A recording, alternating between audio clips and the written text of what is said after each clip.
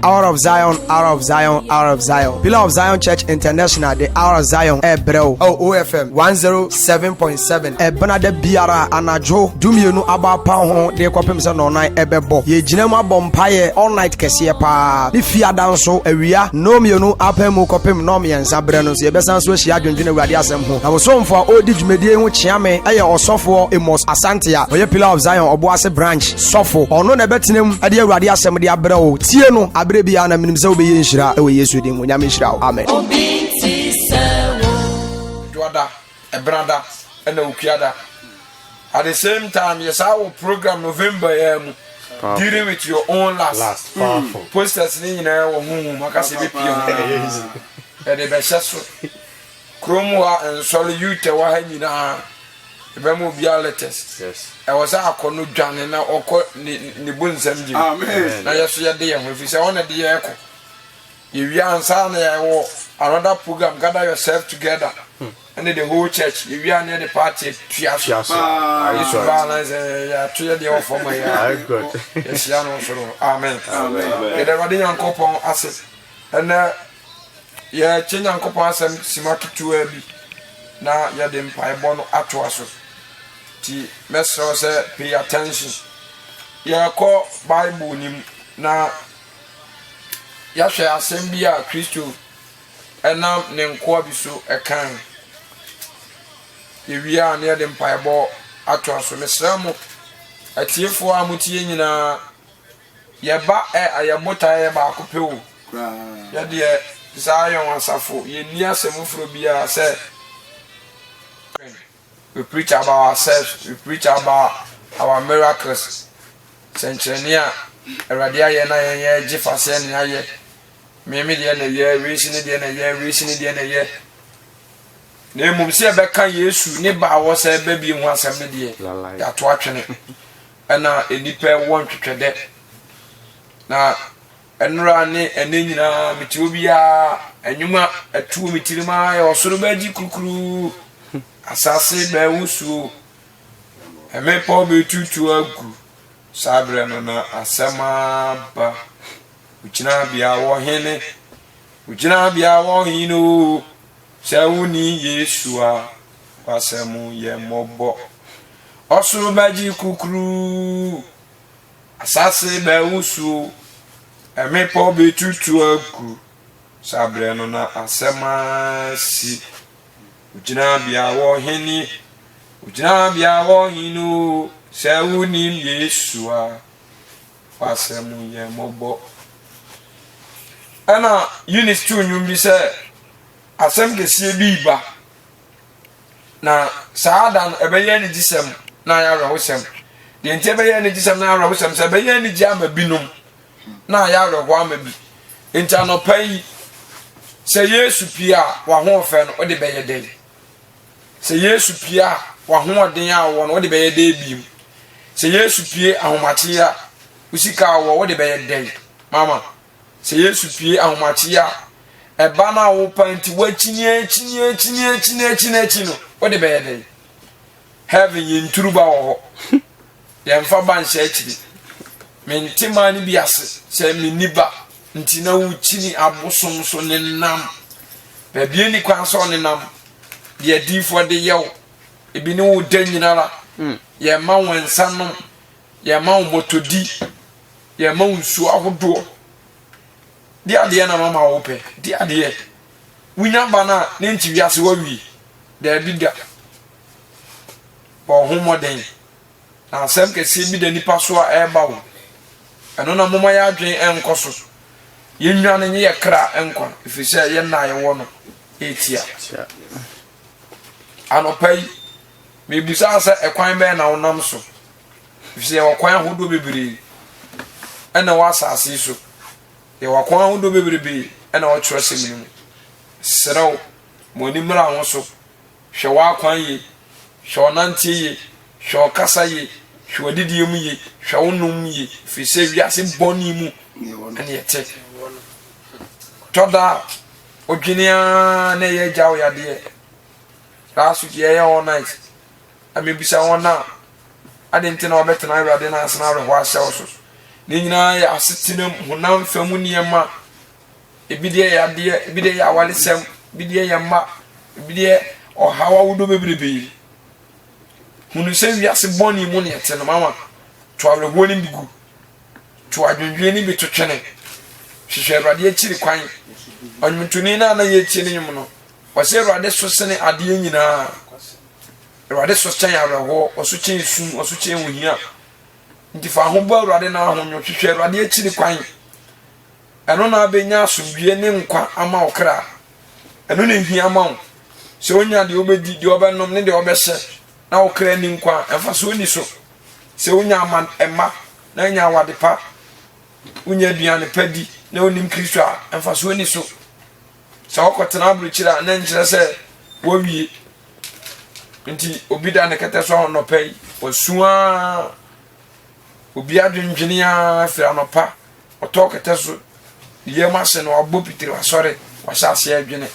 empire ye beboyi obetena radio no ontimi mobi efise ba bia adwen ene akoma ne nam no wo akiri mi tu atiefo amutimi nyina afo na no pai so bia nhwe na akwan ye enya wakoma emma wiase enya wakoma emmo bonefo no ahomachi an ye bai emma ya nkura nketoa adidi mema achi ona ahomachi wa boro nsa de da form ewiase ni adepa bia amani pawo wiase ni adepa bia bra okoboro ye na de chenye no unya ade baba wadana ohyem no bisa se be ma na nti woda ne nchen no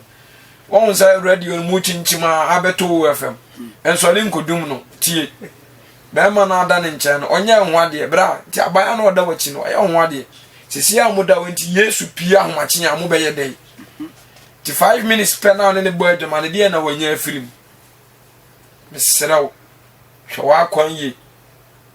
ifi se watena se ya che waja ho ma wiase ache ade bia wona wie yo se de na wunso ne wanyina wa wutimi kwaso oba apede ne beto achi no sa bebe ne na bi be free sa asase so ti moni mra ho so you're very careful hwa kwan na nam so no ade wo koseyim ti meseramu aduane awudi na nwumre hwe sa woni ti ahomachi o sori akodwonso o sori akotolet o se kuhwie agu nti nidi obedi achi na nyi ukra abro nidi obehye achi na nyi ukra abro wate mama moni mra ho so susu biru moja ni pa ahunyade na wo mfa mu bia nko e ba do bompa ezan de bia ba muti yensem de banyina e ogio ho asem so be ya benya nkwa yenta obi ba na mukasa asem mukasa twi obi yenta obi wo nkwaje enti se me ka cho se bra ja adwaman ja akrono ja ansa no metan gabi ti ucheche nipa ekwan boni amomu faso ya chirom so mefa kwan paso enti yetan sister unim de odo so unim de odowa enkani nipa o ka cho se dwane beje okra nkwa yes eno nti na wiase tan Yesu abra Yesu sunya boni bia yes mi hunfu nso bia Yesu ba asase so beyeye enso nan sorry dem ye didwa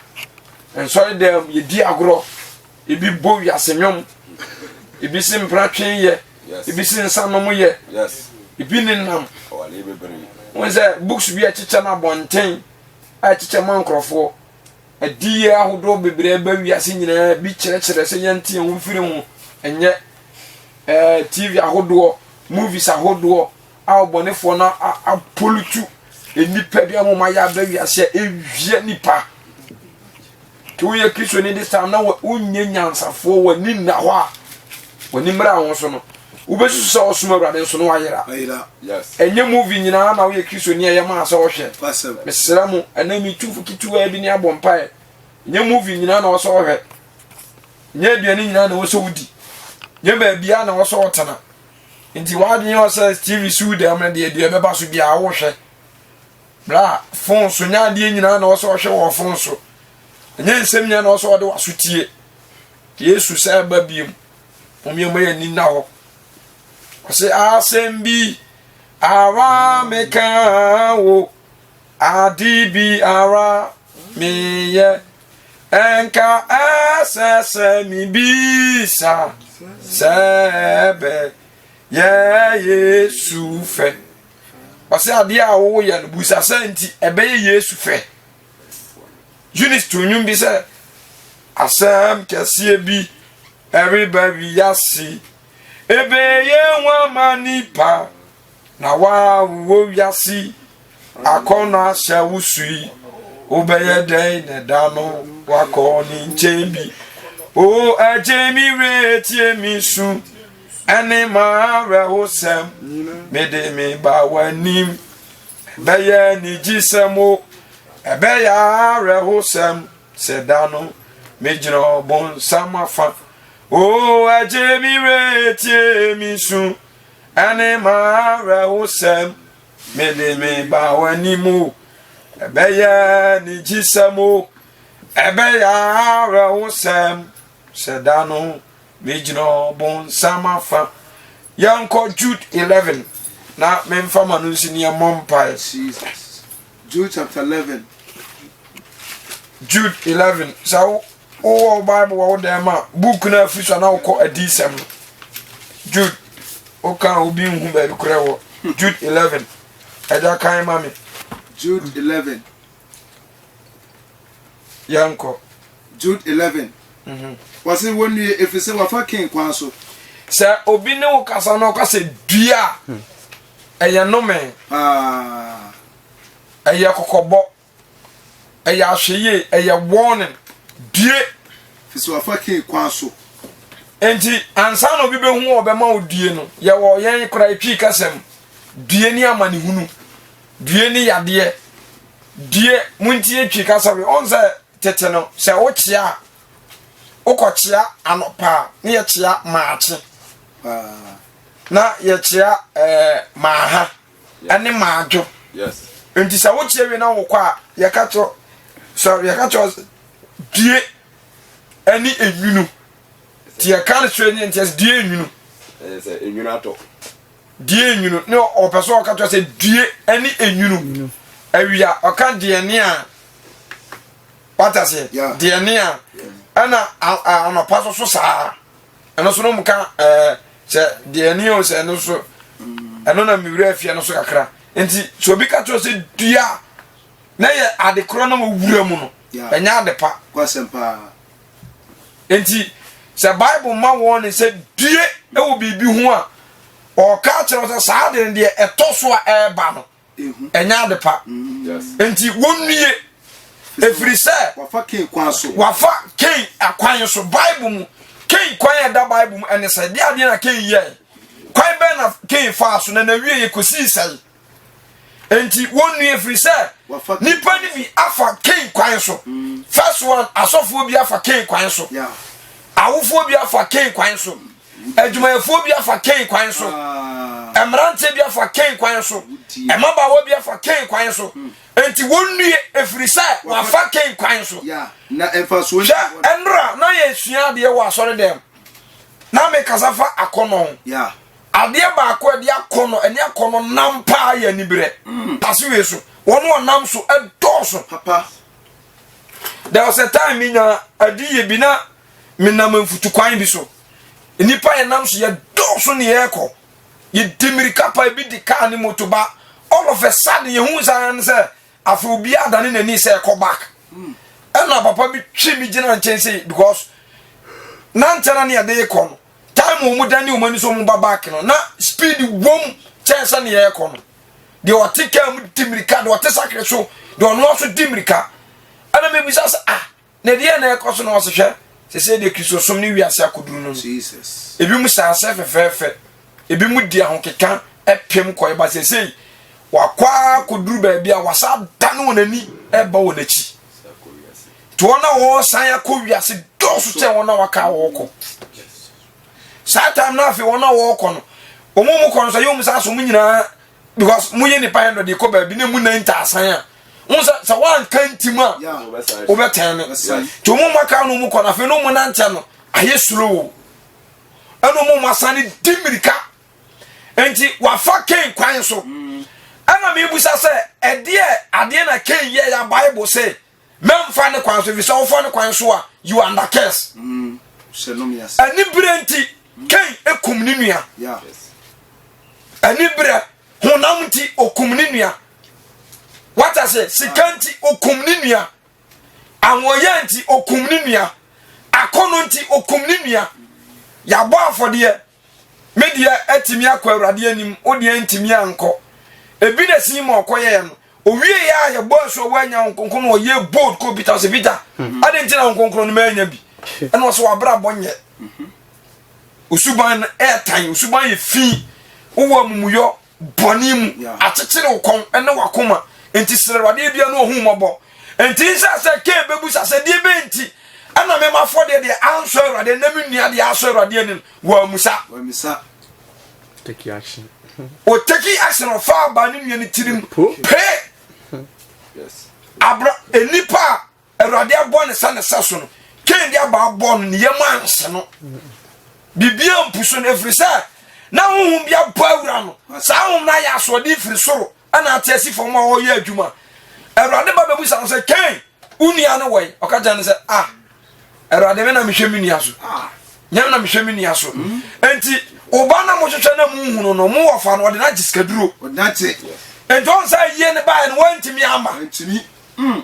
ke kwan ni bi no wa ye bo ati ono ankasa ni nua na damfo wa kobo so akoye ritual so mfa ne yam na yidi yam ne yama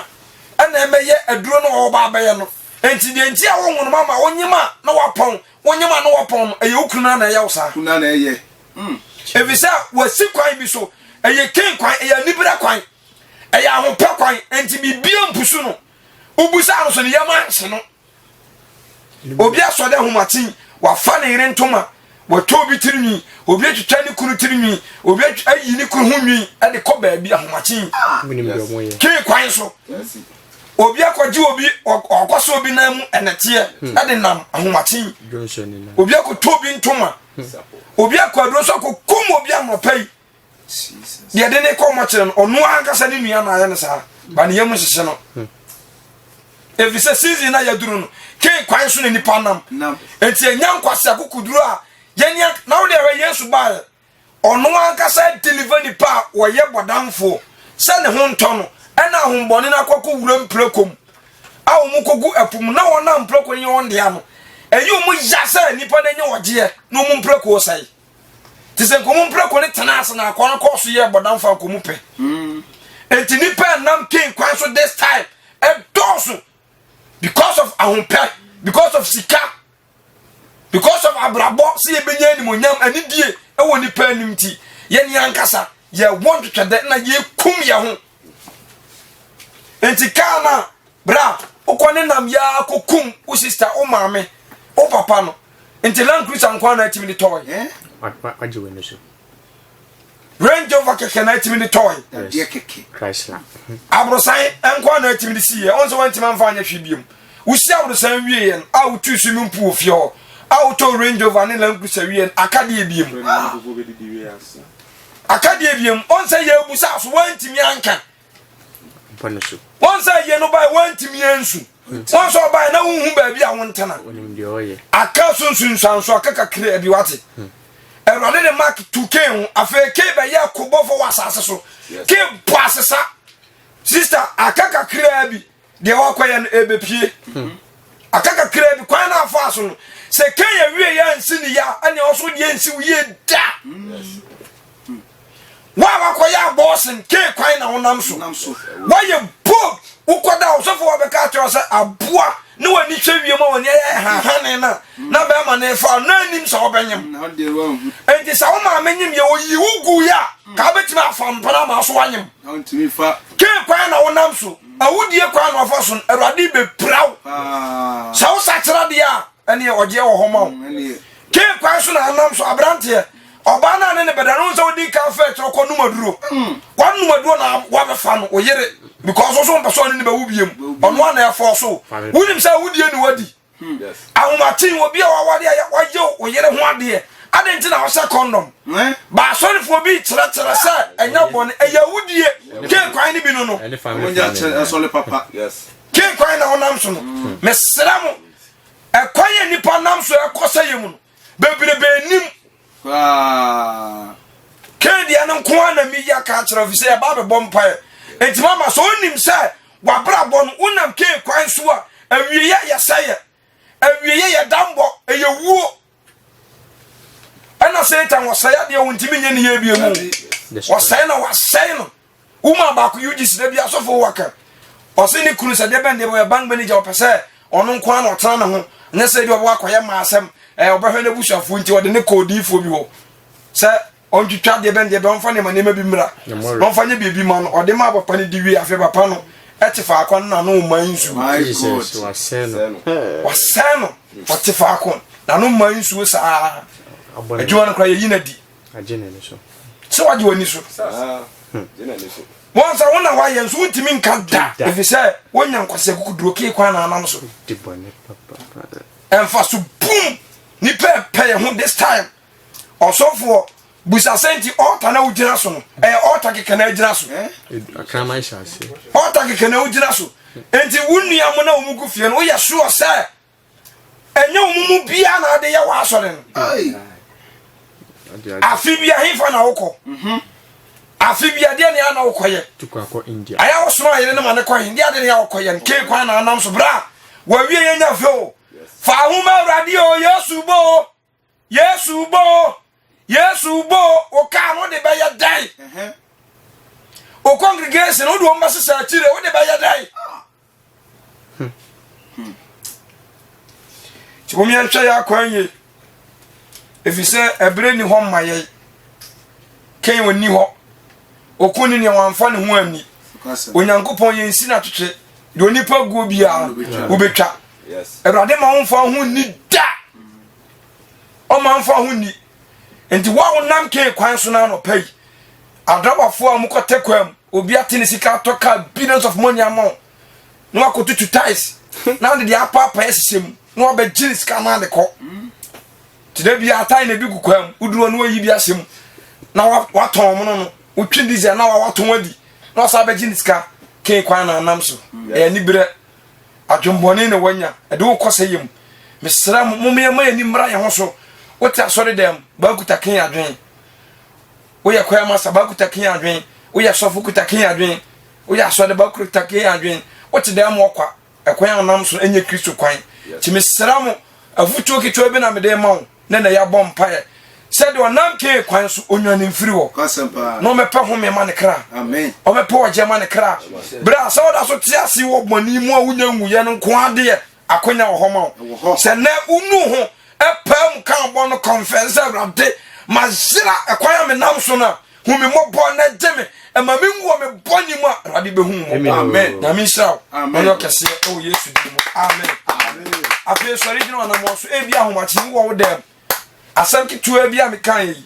o ba sa wo do ho ma rade ameli di no ofa rade ansa na ya bompaye no osuo go rade so se rade hu me mobo so bi ka to sa ofa rade na ka se me fa Yesu se o fa na ye ke ena me wa fa na de na ye pagya ansa ka se rade Yesu me kwa me asante me kwa ate Richard rade na me nim ma je me fom so atu majime di sel ube wuma me bone na no pay what so that me kwaje erade me fa Kristo edo ye mi wura ene me kra je nkwa erade boa me chiro mi din e won kon fa me kan ma e wonya me eja na me oba na me nkokro amen ya da ba di nyankopon ase